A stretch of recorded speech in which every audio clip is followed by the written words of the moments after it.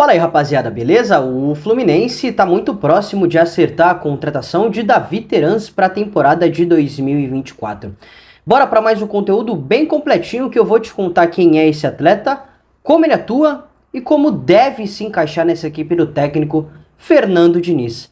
Eu sou o Vinícius Martins e você está no canal 4 Linhas.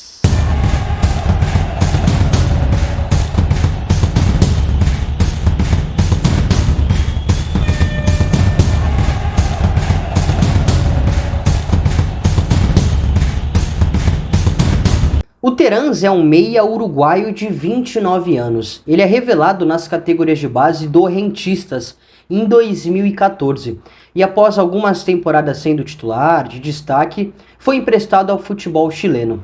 Retornou ao futebol uruguaio não pro Rentistas, mas pro Danúbio, uma equipe um passo acima dentro do cenário nacional. E ele conseguiu se destacar por lá, né? Foi o artilheiro do Campeonato Uruguaio de 2018. E no mesmo ano fez com que esse destaque dele fez com que ele fosse contratado para o Atlético Mineiro. Àquela altura ele foi trazido aqui para o Galo para suprir a saída de Otero, um meia venezuelano que teve boas temporadas pelo Galo e àquela altura estava indo para o futebol árabe, se eu não estou enganado. Hoje o Otero é atleta do Santos, aí vai disputar a Série B do Campeonato Brasileiro. E a vinda do Terans foi para substituir essa perda. Só que no Galo, cara, o Terans teve muita dificuldade para jogar, e principalmente em quantidade realmente, né? Não teve tantas oportunidades assim, e quando teve, a maioria não correspondeu. O que fez ele retornar mais uma vez pro futebol uruguaio. Dessa vez, um passo ainda acima no cenário nacional. Foi pro Peñarol, quando fez boa temporada por lá, tá? Jogou muito realmente pelo Peñarol, disputou a Copa Sul-Americana, foram quase 50 partidas, 18 gols pela equipe do Peñarol, o que atraiu o interesse do Atlético Paranaense. Quando ele chega no Furacão, e aí é minha opinião, eu considero o melhor momento da carreira do Terans, tá? Foram cerca de 3 temporadas por lá, o Terans foi campeão paranaense, foi campeão da Sul-Americana, foi vice-campeão da Libertadores, vice-campeão da Copa do Brasil. Foi um atleta que realmente conseguiu ter boas temporadas de destaques, né? Foi talvez, se não o principal, um dos principais nomes recentes aí do Furacão nessas campanhas de lutas por títulos importantes, não só do futebol brasileiro, Brasileirão, Copa do Brasil, Campeonato Paranaense, mas também no continente sul-americano, né? Libertadores e também a Copa Sul-Americana. E no meio do ano passado, no meio de 2023, ele acertou a sua transferência ao Pachuca do México. No futebol mexicano ele também teve muita dificuldade. Se eu citei que o Furacão foi o melhor momento da carreira do Terans, né, que foi inclusive até o meio do ano passado, no Pachuca eu considero o pior momento da carreira dele, porque também não conseguiu atuar assim como não conseguiu atuar mais que no Galo, né? Mas também não teve tantos minutos assim. Não atua, jogou apenas 12 partidas. Recentemente, inclusive, o empresário do Terans falou que ele não conseguiu se adaptar ao futebol mexicano, disse que o treinador não gosta do futebol do Terans, inclusive o empresário ofereceu um meia uruguaio para algumas equipes aí do futebol brasileiro e agora está muito próximo de acertar com o Fluminense. Destacando também que o Terans tem passagens, tem convocações para a seleção uruguaia. É um atleta que, pelo menos quando ele estava no Furacão, foi constantemente lembrado. Ele é um meia de origem, naturalmente já fez essa função, principalmente no Peñarol, no Atlético Paranaense também, mas já fez função de beirada, tá? Já jogou pelo lado direito, já jogou pelo lado esquerdo. Em algumas situações bem específicas, ele já fez a função de um falso 9, né? Um cara mais à frente, com um pouco mais de liberdade para se movimentar. No Furacão, inclusive. Então, apesar de ser um 10 de origem, um articulador, fez várias posições e teve várias funções aí no setor ofensivo, né? E só pra gente ilustrar, o mapa de calor do atleta no Brasileirão de 2022 exemplifica bastante isso, né? Como o Terans percorreu e teve uma movimentação muito grande em quase todos os setores ofensivos do Furacão, né? como tá muito bem vermelho, laranja, amarelo no corredor lateral direito, corredor lateral esquerdo, no corredor central, um pouco mais por dentro. Então é um cara que realmente tem essa mobilidade. E já vamos falar um pouquinho mais sobre as características do Terans, né? Como que ele atua. E só pra gente dar uma contextualização maior, para mostrar em números, em um certo período no Atlético Paranaense, ainda em 2023, né, logo antes dele se transferir para o Pachuca, ele foi o líder em assistências e o vice-líder em participações diretas em gols do Furacão no ano passado. Tem outros números também que nós separamos, e aí de temporadas anteriores, contando 2021, contando 2022, do Terans aí no Furacão, números bem importantes, né, números bem chamativos, principalmente pela posição dele, de gols, assistências, participações, passes decisivos. Enfim, cara, foi um atleta que realmente teve números muito bons.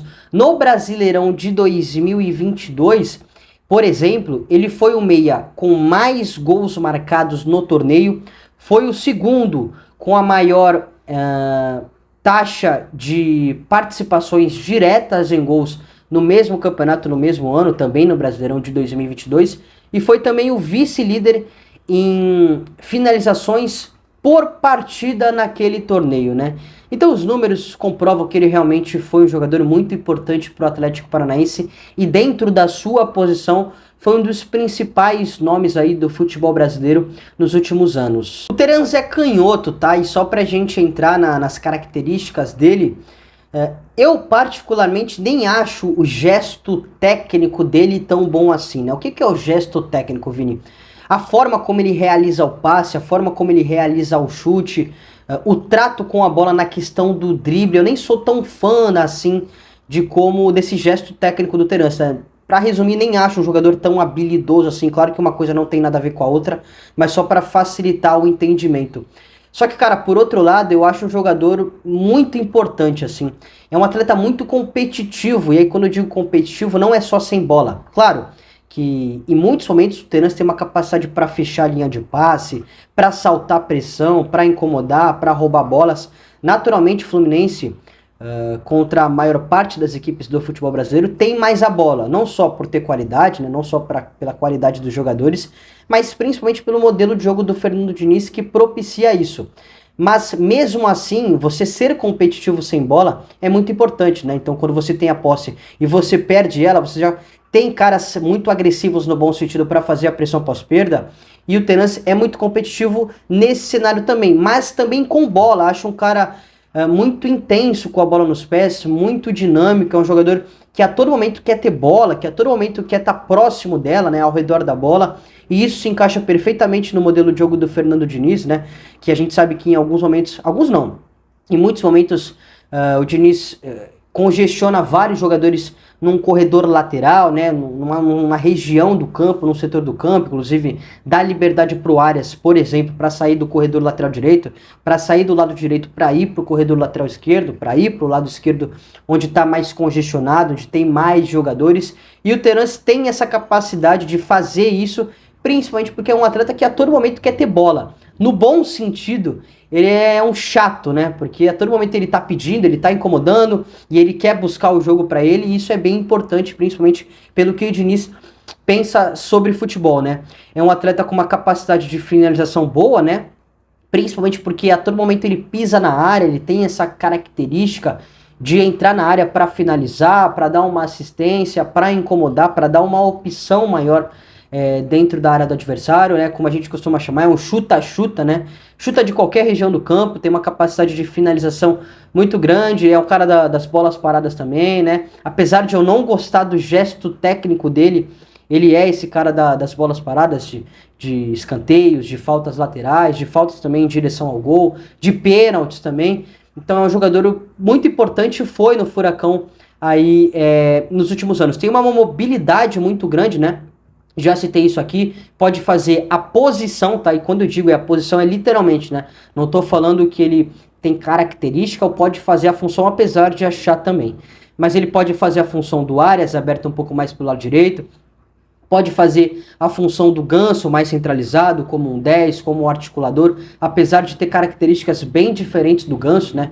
Por exemplo, o Ganso é aquele como a gente fala, né, na língua dos analistas, é um pifador, né? Aquele cara que deixa o companheiro na cara do gol e fica, né? Em muitos momentos fica, né, não acompanha a jogada, mas tem uma qualidade técnica e tem um gesto técnico fenomenal, né?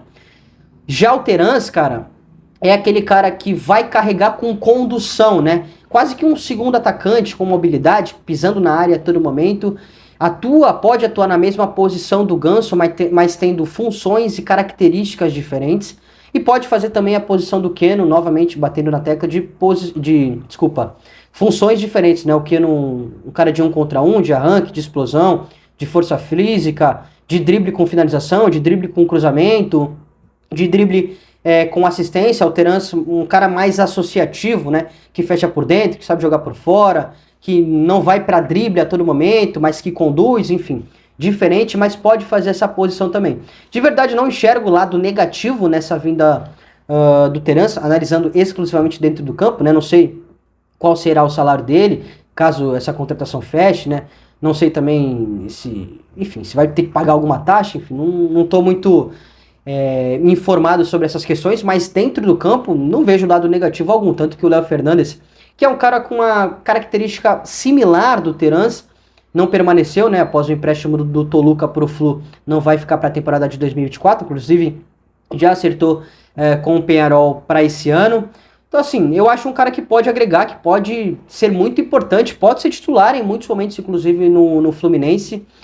É um bom jogador, cara, apesar de ter criticado um pouquinho o gesto técnico dele, mas eu acho um bom atleta, muito importante assim, e imagino que vai agregar bastante nessa equipe do Fernando Diniz, caso essa contratação finalize. E aí, concorda comigo? Manda pra gente aqui nos comentários. Muito obrigado pela audiência, um grande abraço e até a próxima.